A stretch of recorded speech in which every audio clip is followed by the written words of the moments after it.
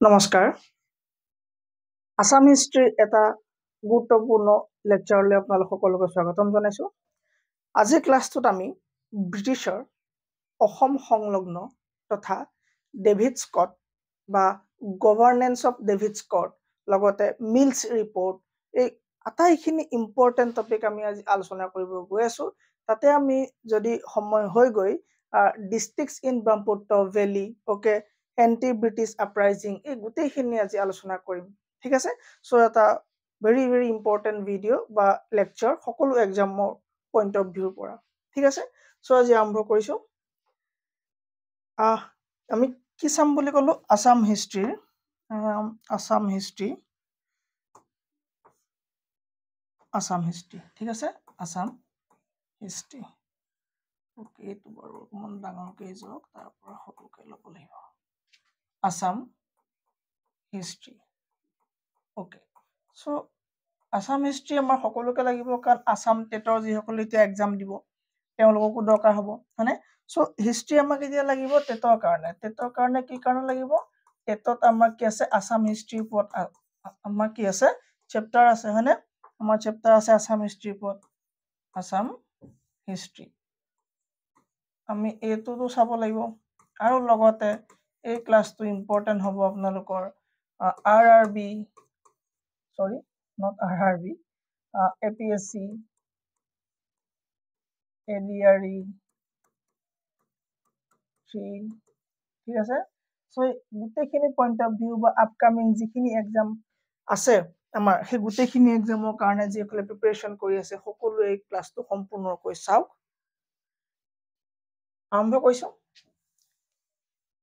প্ৰথম কথা আজি পঢ়িব লগা টপিক কেইটা মই এবাৰ লিখি দিব খুজিছো টপিকটো হ'ব আজি British annexation okay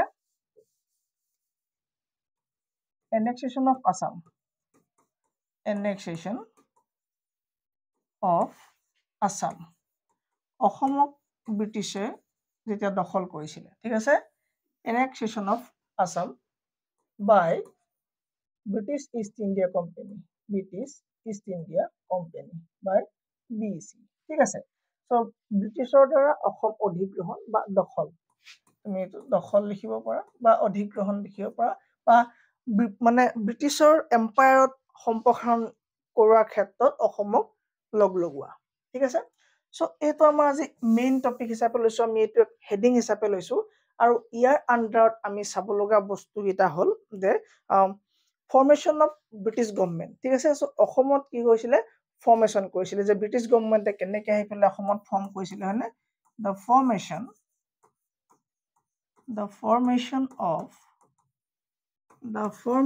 of British government কেনেকৈ ফৰ্ম হ'ল সেইকেইটা পইণ্ট আমি ইয়াত আলোচনা কৰিম নেক্সট ইয়াত চাব লগা বিষয় হ'ব যে ডেভিড স্কটৰ স্থিতি কি আছিলে ঠিক আছে ডেভিড স্কটৰ বিষয়ে আমি চাব লাগিব okay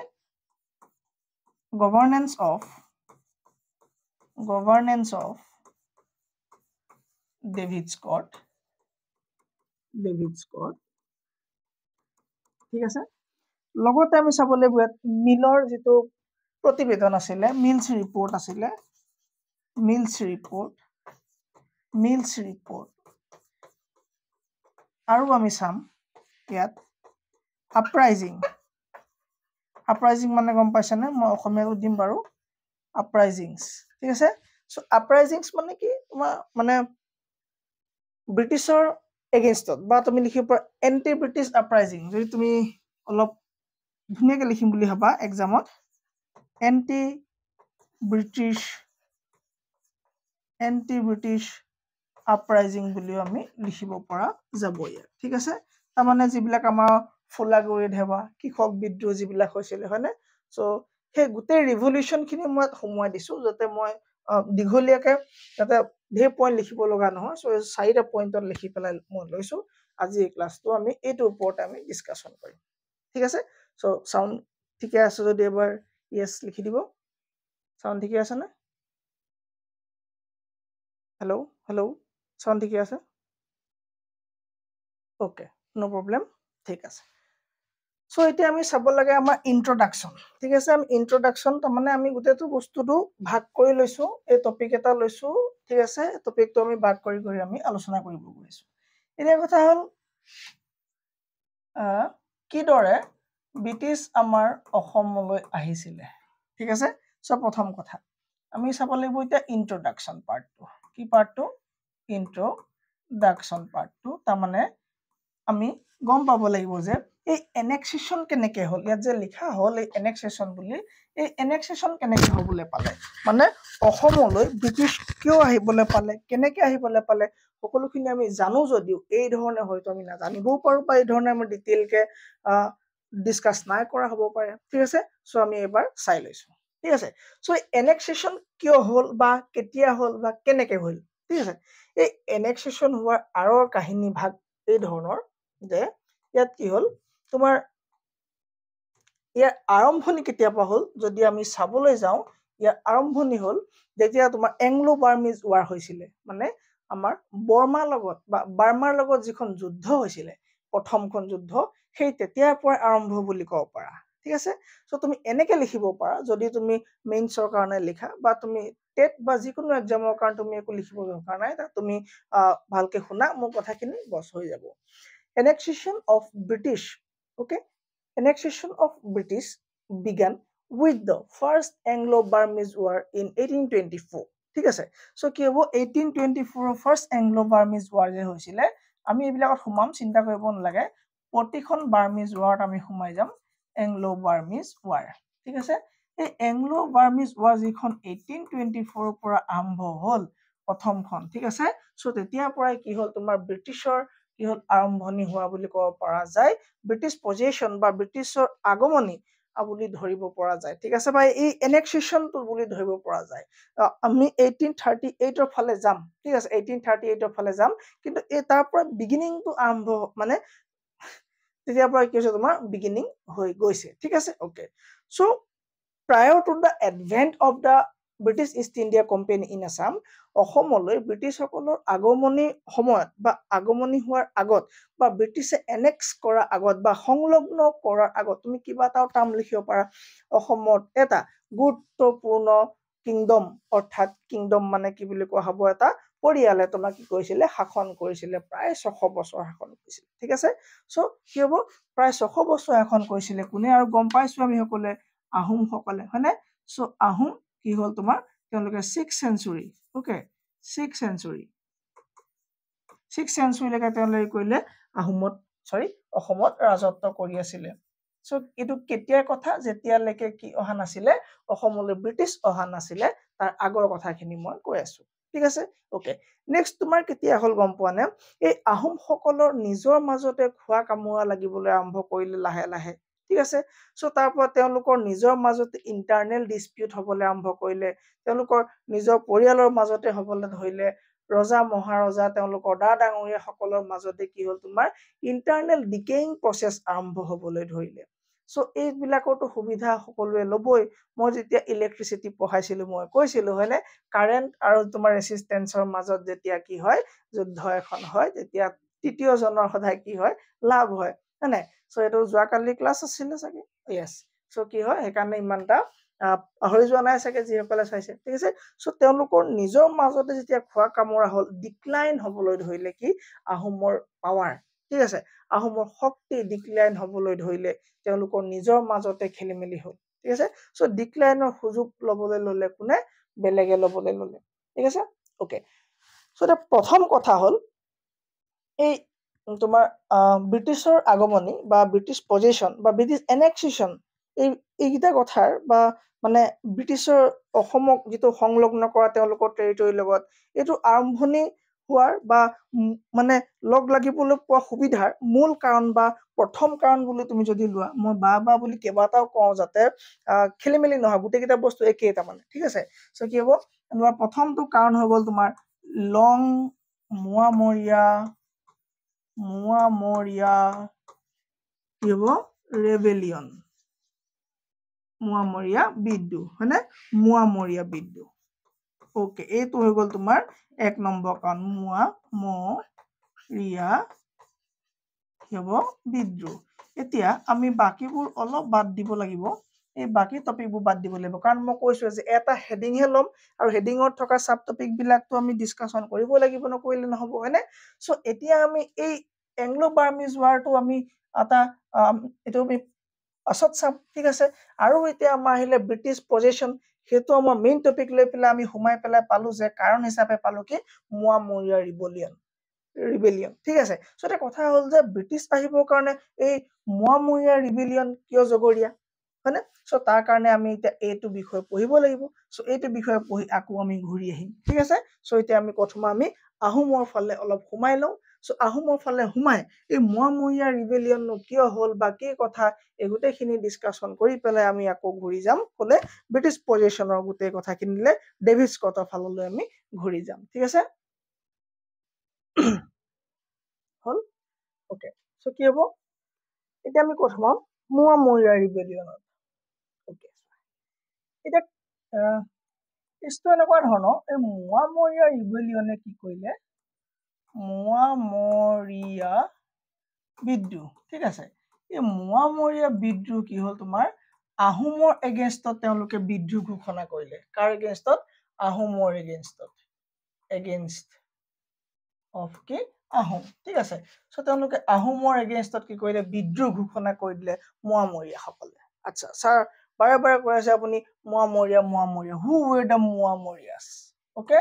who were the Moamorias এটোতো আমি জানিব লাগিব হয়নে যে মুয়ামৰিয়া সকল কোন হয় who were the Muamorias okay they were the group of people the group of people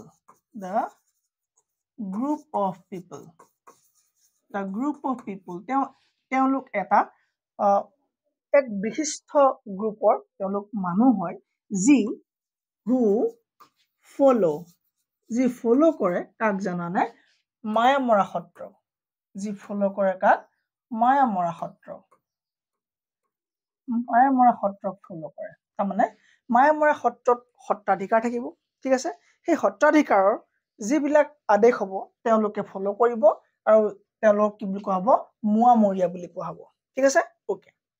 এটা কথা হল এই মুয়ামৰিয়া সকলে বিদ্ৰোহ কিয় ঘোষণা কৰিব লগা হল এই আহোমৰ বিৰুদ্ধে তাৰ কাৰণেতো বহুত কাৰণ আছে যে বহুত কাৰণৰ কাৰণে মুয়ামৰিয়া সকলে আহোমৰ বিৰুদ্ধে বিদ্ৰোহ ঘোষণা কৰিবলগীয়া হয় ঠিক আছে সো সেই কাৰণ বিলাকৰ ভিতৰত যদি আমি চাবলৈ যাওঁ এতিয়া আমাৰ বহুত দীঘলীয়া হ'ব তাত তোমাৰ ৰিলিজিয়াছ কাৰণ আছে তাত ইকোনমিক কাৰণ আছে সেইখিনি আমি ডিটেইলি দিম চাম বেলেগ এটা ক্লাছত মেইন কজ বুলি যদি মই কওঁ তাৰ কাৰণটো হল অপমান বা তেওঁলোকে যে হিউমিলেশন কৰিছিলে তেওঁলোকে যদি অপমান কৰিছিলে সেই অপমানৰ কাৰণে ঠিক আছে এই আহোম ৰজা সকলে কি কৰিছিলে এই মুয়ামৰিয়া যিবিলাক মহন্ত আছিলে ঠিক আছে মহন্তজ বুলি কোৱা হ'ব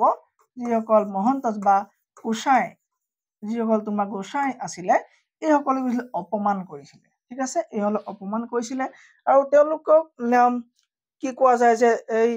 তেওঁলোকে এই স্বৰ্গদেউ সকলৰ যিসমূহ অফিচিয়েলছ আছিলে তেওঁলোকক সন্মান কৰিবৰ কাৰণে কৈছিলে ঠিক আছে ওকে সো এই ধৰণৰ যিবিলাক তেওঁলোকক হিউমিলেট কৰিছিলে এই হিউমিলেট কৰাৰ কাৰণে তেওঁলোকে কি কৈছিলে বেয়া পাইছিলে আৰু এই স্বৰ্গদেউ সকলৰ বিৰুদ্ধে তেওঁলোক জাঙুৰ খাই উঠি একচুয়ালি আহোম সকলৰ বিৰুদ্ধে তেওঁলোকে কি আৰম্ভ কৰিলে war like situations বা তোমাৰ বিদ্ৰোহ ঘোষণা কৰিলে কোনে মুয়ামৰিয়া সকলে ঠিক আছে সো who were the মুয়ামৰিয়াস গম পালা এই মুয়ামৰিয়া গ্ৰুপটো তোমাৰ যদি সোধা চাই এইটো কি জাতি সো জাতি বুলি কোৱাৰ লগে লগে এই গ্ৰুপটোত তোমাৰ ভেৰিয়াছ মানুহ আছিলে তাত তোমাৰ যিকোনো ধৰণৰ মানুহ আছিলে মই কালাৰ চাইছো কোনটো কালাৰ ভিজিবল হ'ব ভাল লগা নাই এইটো হ'বনে ওকে হ'ব ঠিক আছে তাত তোমাৰ মৰাণ সকল আছিলে তাত তোমাৰ চুতীয়া সকল আছিলে ঠিক আছে তাত তোমাৰ কছাৰী সকল আছিলে তাত তোমাৰ বহুত ধৰণৰ মানুহ আছিলে ঠিক আছে সো এটসেট্ৰা বহুত ধৰণৰ মানুহ আছিলে ওকে সো এই গোটেই সকল লগ লাগি পেলাই কি কোৱা হৈছিলে তেওঁলোকক মুয়ামৰিয়াস বুলি কোৱা হৈছিল ওকে এই মুয়ামৰিয়াস সকলে বিদ্ৰোহ ডিক্লেয়াৰ কৰিছিলে কাৰ এগেইনষ্টত আমাৰ আহোম সকলৰ এগেইনষ্টত ঠিক আছে সো এই মুয়ামৰিয়া তেওঁলোকে যেতিয়া বিদ্ৰোহ ঘোষণা কৰি দিলে সো এটা বিদ্ৰোহ দমন কৰিব লাগিব মানে সকলোৱে বিদ্ৰোহটো দমন কৰিব পৰা অৱস্থাত নাছিল ওকে সো কি হৈছিলে বিদ্ৰোহটো দমন কৰিব পৰা অৱস্থাত নাছিলে আৰু এই বিদ্ৰোহ দমন কৰিবৰ কাৰণে তোমাৰ আহিব লগা হৈছিলে কোন ব্ৰিটিছ ঠিক আছে আৰু ইয়াৰ লগতে তোমাৰ হৈছিলে ইয়াণ্ডাবু সন্ধি সো এইখিনি বিষয় আমি শেষলৈ আলোচনা কৰিম সো এতিয়া গম পালো আমি কি মুৱামৰীয়া হু ৱেৰ দা মুৱামৰীয়া হৈ গ'ল যে মুৱামৰীয়া কি আছিলে এটা গ্ৰুপ অফ পিপুল আছিলে যি গ'ল তোমাৰ যি তোমাৰ মায়ামৰা সত্ৰক ফলো কৰিছিলে আৰু তেওঁলোকে কি আছিলে ৰেবেল আৰম্ভ কৰিছিলে এগেইনষ্ট দা আহোম কিংছ ঠিক আছে ওকে সো তাত ভেৰাইটি অফ পিপুল আছিলে মই ক'লোৱে তাত বেকগ্ৰাউণ্ড তোমাৰ কি কৈছিলো মই যে ভেৰাইটি আছে তোমাৰ মৰাণ কছাৰী চুতীয়া মানে ইত্যাদি লোকসকল তাত কি আছিলে সোমাই আছিলে ঠিক আছে ওকে সো এতিয়া কথা হ'ল যে এই সত্ৰবিলাকেনো কিয় মানে তেওঁলোকৰ লগত কিয় ফাইটটো হ'বলৈ পালে ঠিক আছে সো ফাৰ্ষ্ট কথাটো হৈ গ'ল এইটো ছেকেণ্ড কথা হৈ গ'ল সত্ৰবিলাক মানে সত্ৰই এই মায়ামৰা সত্ৰই কি কৈছিলে সত্ৰ ট্ৰাইড তেওঁলোকে কিবা এটা চেষ্টা কৰিছিলে কি সত্ৰ ট্ৰাইড টু স্প্ৰেড বৈষ্ণৱিজিম ঠিক আছে বৈষ্ণৱিজিম ওকে তেওঁলোকে কৈছিলে বৈষ্ণৱ ধৰ্মৰ প্ৰচাৰ কৰাৰ কথা তেওঁলোকে ভাবিছিলে সত্ৰই কৈছিলে তোমাৰ বৈষ্ণৱ ধৰ্ম প্ৰচাৰ কৰিছিলে বৈষ্ণৱ ধৰ্ম প্ৰচাৰ কৰিছিলে কিন্তু এই ৰজাসকলে কি কৰিছিলে তোমাৰ বৈষ্ণৱ ধৰ্ম প্ৰচাৰ কৰাটো বিচৰা নাছিলে ওকে সো তেওঁলোকে যেতিয়া বিচৰা নাছিলে সেইকাৰণে তেওঁলোকে এই সত্ৰৰ যিবিলাক ইনষ্টিটিউচনছ আছিলে এই ইনষ্টিটিউচন বিলাক অপ'জ কৰাৰ লগতে তোমাৰ কি কৰিছিলে ছাপ্ৰেছ কৰিছিলে আৰু ইয়াত থকা মুখ্যতঃ ৰজাজনৰ নাম হ'ল তোমাৰ গদাধৰ সিংহ ঠিক আছে ইয়াত থকা মেইন মানুহজন হ'ব কোন গদাধৰ সিংহ অকল হোৱাইটে ভাল লাগিছে দেখোন গদাধৰ সিংহ ঠিক আছে এই গদাধৰ সিংহই কৈছিলে ছাপ্ৰেছ কৰিছিলে কাক এই সত্ৰক ছাপ্ৰেছ কৰিব বিচাৰিছিলে সত্ৰৰ যিবিলাক অৰ্গেনাইজেশ্যনছ আছিলে সত্ৰৰ যিবিলাক তোমাৰ ইনষ্টিটিউচন আছিলে এইবিলাকক কি কৰিছিলে ছাপ্ৰেছ কৰিছিলে ঠিক আছে একো ডিফিকাল্ট হেৰি হোৱা নাই নহয় শব্দবিলাক একো ঠিক মানে একদম মই চিম্পলি কৈছো গোটেই কথাখিনি ঠিক আছে ওকে সো এতিয়া কথা হ'ল যে এই মুৱামৰীয়া গোসাঁইবিলাক কি হ'ল তোমাৰ মানে হিউমিলিয়েটেড হ'ল কাৰ দ্বাৰা তাত তোমাৰ অফিচিয়েলছ আছে মই কৈছো যে তাৰ যদি তুমি নাম ল'ব খোজা কীৰ্তিচন্দ্ৰ বৰবৰুৱাৰ নাম ল'ব পাৰা ঠিক আছে তেওঁ এবাৰ নহয় দুবাৰ নহয় কেইবাবাৰো কৈছে তাৰ উদাহৰণ তুমি ল'ব পাৰা বহুত কেইটা আছে সো এতিয়া কৈ পেলাই মই সেইফালে লৈ যাব খোজা নাই ঠিক আছে সো এইবিলাক কাৰণতে কি হ'ল তোমাৰ 1789 পৰা প্ৰায় 1794 মানলৈকে কি হৈছিলে এই বিদ্ৰোহ হোৱা দেখা গৈছিলে ঠিক আছে কি বিদ্ৰোহ মুৱামৰীয়া বিদ্ৰোহ হোৱা দেখা গৈছিলে ঠিক আছে সো 1769 প্ৰথমবাৰৰ কাৰণে মুৱামৰীয়াসকলে কৰিলে বিদ্ৰোহ ডিক্লেয়াৰ কৰিলে মানে ৰিভল্ট তেওঁলোকে ডিক্লেয়াৰ কৰি দিলে মই কেতিয়া বুলি ক'লো 1769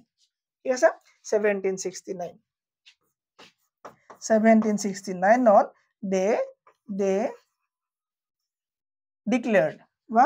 তুমি কি লিখিবা they started revolt ঠিক আছে সো তেওঁলোকে ৰিভল্ট কৰিলে আহোমৰ পৰা ৰংপুৰখন লৈ ল'লে ৰংপুৰখন কি কৰিলে তেওঁলোকৰ নিজৰ অধীনলৈ লৈ আহিলে ঠিক আছে তেওঁলোকে কৰিলে 1769 ৰংপুৰখন নিজৰ অধীনলৈ লৈ আহিলে ঠিক আছে ওকে সো কাহিনীটো মানে এই হিষ্ট্ৰীটো কাহিনী হিচাপে লৈ লওক একেবাৰে ফিক্স হৈ যাব ঠিক আছে সো মই ক'লৈকে হৈ গ'লগে আমাৰ 69 কি কৰিলে ৰংপুৰ লৈ ল'লে সো স্লোলি এণ্ড গ্ৰেজুৱেলি 69 70 এনেকে গৈ তেওঁলোকে কি কৰিলে বহুতখিনি অকুপাই কৰি ল'লেগে মানে প্ৰায়খিনি তেওঁলোকে আহোমৰ ওপৰত তেওঁলোকৰ কি হ'ল প্ৰভুত্ব অৰ্থাৎ তেওঁলোকৰ পাৱাৰ শ্ব' কৰিব পৰা সামৰ্থ হৈ গ'ল ঠিক আছে সো 1769 কি কৰিলে তেওঁলোকে মই কৈছিলো এবাৰ আপোনালোকক 1769 ৰংপুৰ দখল কৰিলে কি দখল কৰিলে ৰংপুৰ দখল কৰিলে ঠিক আছে সো তেনেকে গৈ একেবাৰে তললৈ যদি তুমি চোৱা 1786 গড়গাঁও দখল কৰিলে গৈ কি হ'ব তোমাৰ 1786 গড়গাঁও দখল কৰিলে গড়গাঁও তেতিয়া কোন আছিলে ক'ব পাৰিলে 10 টকা গড়গাঁও তেতিয়া আছিলে তোমাৰ গৌৰীনাথ সিংহ ঠিক আছে এই গৌৰীনাথ সিংহ কি হ'ল পলাবলগীয়া হ'ল গৌৰীনাথ সিংহ fled ঠিক আছে গইনাৰ সিংহ পলাব লগা হ'ল তেওঁ কলৈ পলালে তেওঁ গুৱাহাটীলৈ পলালে ঠিক আছে অকমান ইমান দূৰলৈ গৈছে অকমান ভালকে লিখো গুৱাহাটীলৈ তেওঁ কি হ'ল পলাব লগা হ'ল কোন গইনাথ সিংহক পলাবলৈ বাধ্য কৰিলে ঠিক আছে সো এই বিলাক যেতিয়া ইমানখিনি খেলিমেলি হ'লগৈ গইনাথ সিংহটো যাব লগা হ'ল তেওঁৰ নিজৰ তেওঁলোকৰ ইমান স্বাভিমান থকা ঠিক আছে ইমান এটা গ্লোৰিয়াছ এটা তেওঁলোকৰ যিটো হিষ্ট্ৰী তেওঁলোকৰ যিটো ডাইনাষ্টি সেইটো এৰি পেলাই যে যাব লগা হ'ল তেওঁলোকে কৈলে গৈ পেলাই সহায় বিচাৰিবলৈ গ'লে যে হি কি কৈলে হেল্প ফ্ৰম ব্ৰিটিছ ঠিক আছে তেওঁ কৈলে ব্ৰিটিছৰ পৰা সহায় বিচাৰিলে কোনে ওকে হেল্প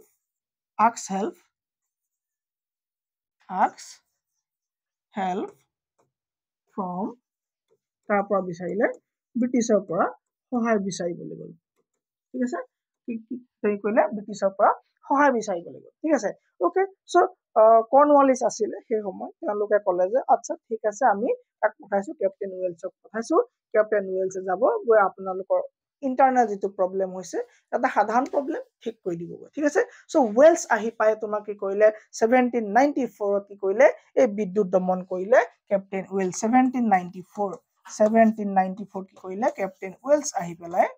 কেপ্টেইন ৱেলছ ঠিক আছে কেপ্টেইন ৱেলছ আহি পেলাই বিদ্যুৎ দমন এইবিলাক নোট যেনেকে লিখা হৈছে তেনেকে কি কৰিবা বনাই যাবা একদম মানে ৰিভিজনৰ কাৰণে বহুত ইম্পৰ্টেন্ট হ'ব কেপ্টেইন ৱেলছে কৈলে বিদ্যুৎ দমন কৰিলে দমন কৰি কি কৰা হ'ল আকৌ কাক ৰিইনষ্টল কৰিলে কোন ৰজাক ৰিইনষ্টল কৰিব কোন গৈছিলে গৌৰীনাথ গৈছিলে সো গৌৰীনাথক কি কৰিলে ৰিইনষ্টল কৰি দিলে গৌৰীনাথ সিংহ was reinstalled মানে কি ৰিইনষ্টল মানে পুনৰ প্ৰতিষ্ঠা কৰিলে কি ৰজা হিচাপে হয়নে পুনৰ কি কৰিলে গৌৰীনাথ সিংহক পুনৰ ৰজা পাতিলে ঠিক আছে গৌৰীনাথ সিংহক পুনৰ কি কৰিলে ৰজা পাতিলে কোনে ব্ৰিটিছে ঠিক আছে 1794 তাৰ পৰা কি হ'ল উচি গ'ল তেওঁলোক বেংগলৰ ফালে ওকে তেওঁলোকক আমাক দৰকাৰ নাই এতিয়া ঠিক আছে ওকে সো গৌৰীনাথ সিংহটো সদায় জীয়াই নাথাকে সিংহ উপাধি থাকিলে বুলি হয় নাই সো গৌৰীনাথ সিংহৰ মৃত্যু হ'ল সো মৃত্যু হোৱাৰ পাছত তেওঁৰ পাছতে কি কৰিলে পূৰ্ণানন্দ বুঢ়াগোহাঁই তেতিয়া PM তেওঁ তাৰমানে তেওঁ তাৰ কি হ'ব তোমাৰ প্ৰধানমন্ত্ৰী হ'ব ঠিক আছে মানে প্ৰাইম মিনিষ্টাৰ হ'ব এই পূৰ্ণানন্দই কি কৰিলে কমলেশ্বৰ সিংহক ৰজা পাতিলে কাক পাতিলে কমলেশ্বৰ সিংহক ৰজা পাতিলে যদি এইটো ওপৰলৈ উঠে let me try ওকে উঠিব ৰবা এক সেকেন্ড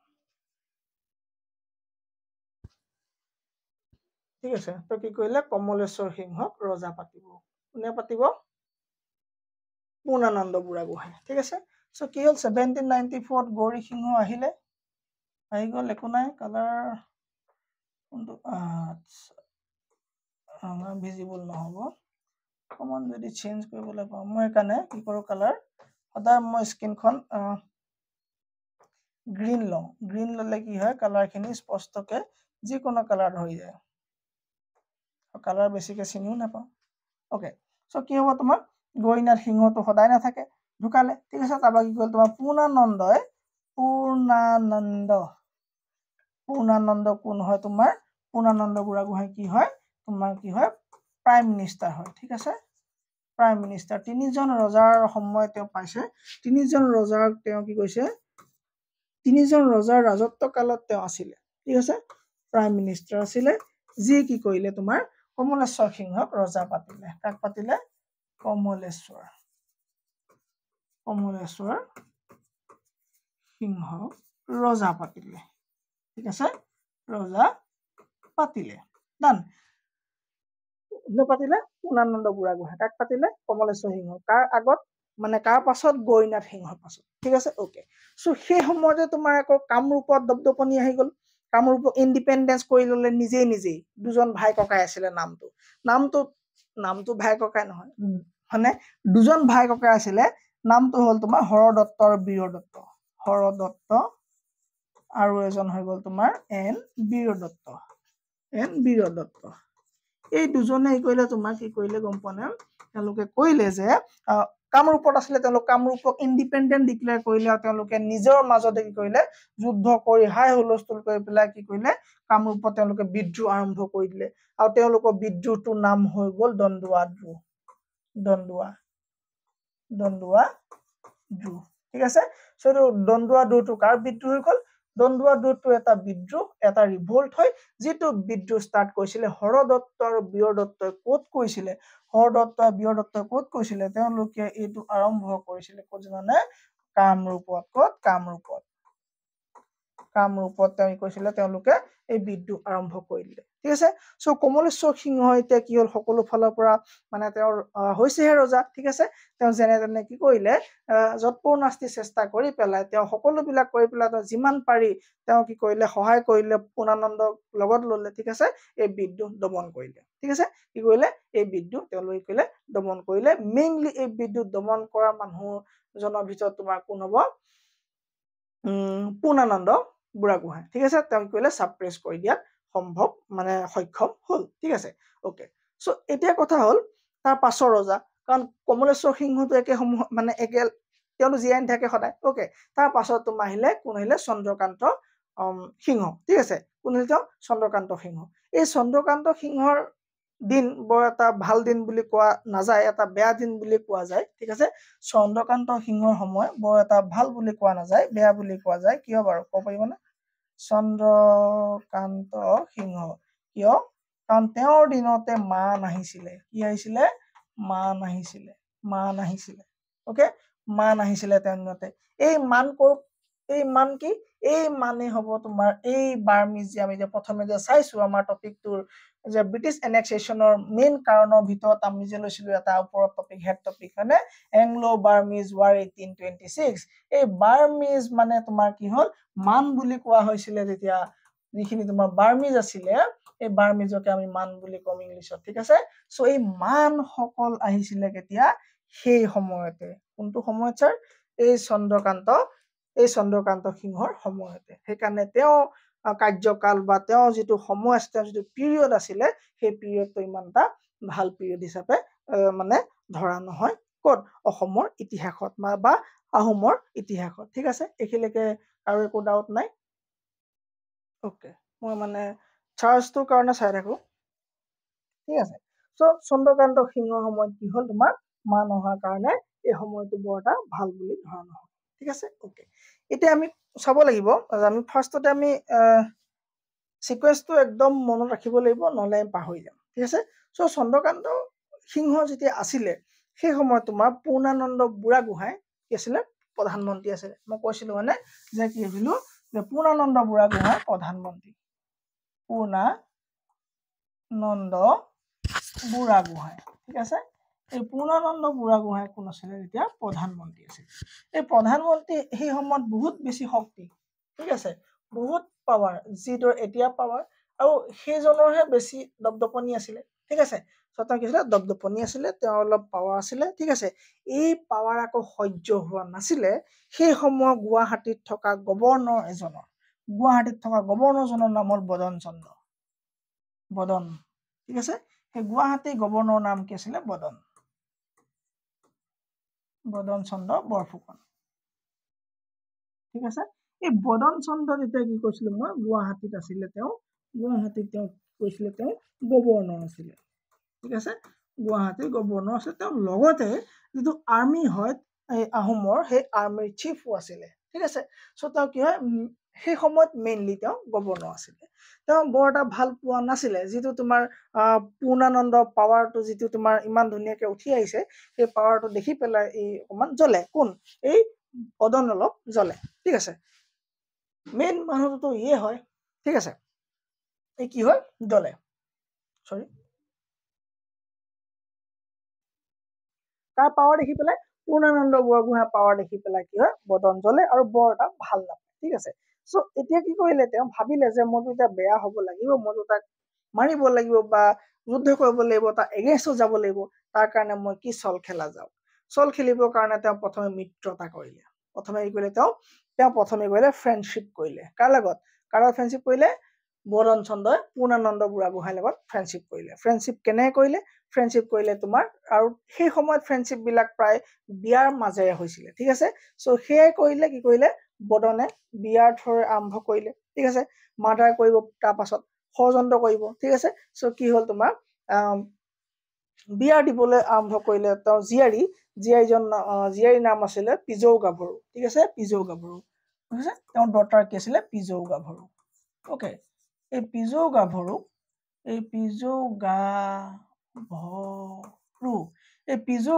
কালে বিয়া দিয়া কথা প্লেন কৰিলে? এইটো চিম্পল দি দিলে হৈ যাব। অকে, কালে বিয়া দিয়া কথা প্লেন কৰিলে? তোমাৰ ঢেকিয়াল ফুকন। কি ঢেকিয়াল ফুকন আছিলে? তোমাৰ নামটো উৰেখানাথ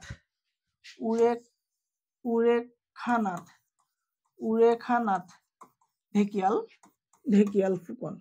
উৰেখানাথ ঢেকিয়াল ফুকন, ঠিক আছে। উৰেখানাথ ঢেকিয়াল ফুকন বুলি তেওঁৰ যিজন ল'ৰা। কাৰ ল'ৰা? এই পূৰ্ণানন্দ বুঢ়াগোহাঁইৰ ল'ৰা ঢেকিয়াল ফুকনলৈ কি কৰিলে? পিজৌ গাভৰুক বিয়া দিলে, ঠিক আছে। চ' বিয়া দিয়াৰ পিছত কি কৰিলে? মনে মনে মাৰ্ডাৰৰ প্লেন কৰিলে। প্লেন